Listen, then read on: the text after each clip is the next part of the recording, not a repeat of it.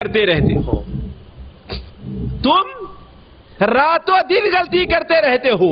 وَأَنَا أَغْفِرُ الذُّنُوبَ، اور میں تمام گناہوں کو معاف کرنے والا ہوں، میں تمام گناہوں کو معاف کرنے والا ہوں، فَاسْتَغْفِرُونِي أَغْفِرْ لَكُمْ، ہم سے معافی مانگو، ہم سے توبہ چاہو، میں تمہارے گناہوں کو معاف کر دوں گا۔ اسی لیے اللہ کے رسول صلی اللہ علیہ وسلم کی ایک حدیث ترمذی میں، سنن ابن ماجہ میں، نسائی شریف میں حضرت انس بن سے مروی ہے کہ اللہ کے رسول صلی اللہ علیہ وسلم نے کیا ارشاد فرمایا کہ اے لوگ، ہر انسان، کل بنی آدم خطاء، ہر آدم کی اولاد غلطی کرتی ہے اور گناہ کرتی ہے، لیکن ایمان کی کمزوری، دین کی کمی کا حال یہ ہے کہ ہمیں احساس نہیں ہوتا کہ ہم گناہ کا کام کر رہے ہیں، ہمیں احساس نہیں ہوتا کہ ہم گناہ کام کر رہے ہیں۔ ایک ایسے شخص کو اسی الغات میں جانتا ہوں کہ تقریباً 40-45 سال کی عمر رہی ہے، اللہ تبارک و تعالیٰ نے اچھی صحت دی ہے، اچھا جسم دیا ہے، اچھا جسم دیا ہے، عمل کا حال یہ ہے کہ عمل میں بڑا کوتا ہے، شاید فرض نمازیں بھی وقت پر ٹھیک سے نہیں پڑھتا، جھوٹ بولنا، سچ بولنا اس کا کوئی اہتمام نہیں ہے، اور ہر دوسرے تیسرے دن اللہ کے رسول کی سنت چھیل کر کے کوڑے میں پھینک دیتا ہے۔ اس کے باوجود کون ہم لوگ بڑا گناہ کرتے ہیں، کون ہم لوگ زیادہ غلطی کرتے ہیں؟ یہ کیا ہے؟ یہ جہالت ہے، یہ دین کو نہ سمجھنے کی بات ہے۔ کون ایسا انسان ہے جو کہے کہ ہم سے گناہ کا کام نہیں ہوتا؟ واللہ ہم، آپ اور فلاں اور فلاں اور فلاں اگر اس وقت بیٹھے ہوئے بھی یہ سمجھ رہے ہیں کہ میں گناہ کا کام نہیں کرتا ہوں اور کبیرہ گناہ کا ارتکاب نہیں کرتا ہوں، تو خدا کو گواہ بنا کر کہہ رہا ہوں کہ وہ انسان دین اسلام کو سمجھا نہیں، اللہ کو پہچانا نہیں ہے اس شخص نے، اس نے اللہ کو نہیں پہچانا ہے۔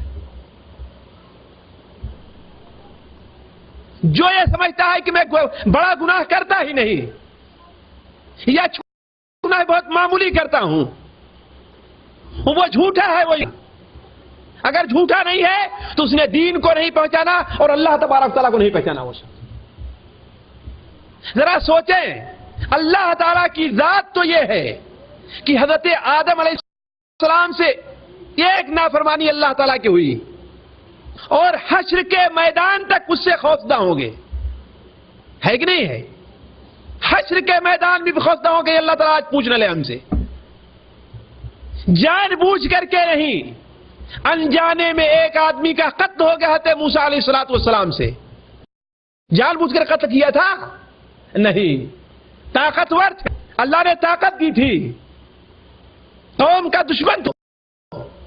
اور اپنی برادری کے آدمی سے بیگاری کرانا چاہتا تھا، غصہ آیا اور ایک تھپڑ رسید کیا تو جا کر کے وہ تھپڑ مارنے سے کوئی آدمی مرتا نہیں ہے، لیکن اس کی موت آئی اور مر گیا، جان بوجھ کر کے مارا تھا، اور فوراً زبان سے نکلا، رب انی ظلمت نفسی فاغفر لی، میرے رب میں نے ظلم کیا اپنے اوپر، مجھے معاف کر دے۔ اس باوجود یہ حال ہے کہ حشر کے میدان میں اس گناہ سے اللہ تعالیٰ کے سامنے ڈرتے رہیں گے، اور ہم اور آپ یہ سمجھیں کہ ہم سے گناہ کبیرہ کا ارتکاب نہیں ہوتا، واللہ دن کبائر کا ارتکاب ہم کر رہے ہیں، راتوں دن گناہ کبیرہ اور گناہ صغیرہ کا ارتکاب ہم کر رہے ہیں، لیکن اگر ہمیں اس کا احساس نہیں ہے تو اس کا مطلب یہ ہے کہ ہم نے اللہ تعالیٰ کی ذات کو نہیں پہچانا اور نہ ہی دین اسلام کو پہچانا ہے۔ اسی لیے نے ابھی تھوڑی دیر پہلے یہ بات کہی کہ بہت ضرورت ہے کہ ہم اور آپ ایک مومن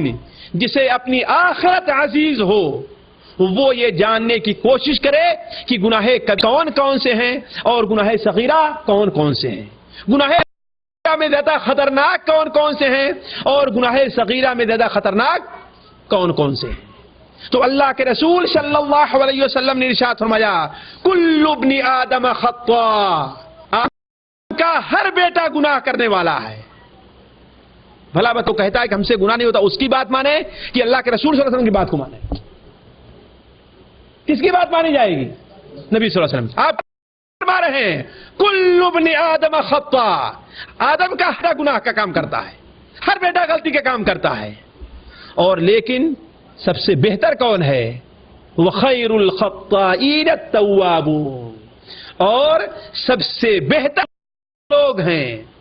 جو گناہ کا کام کرتے ہیں، ان میں سب سے اچھے کون ہیں؟ جو اللہ تعالیٰ سے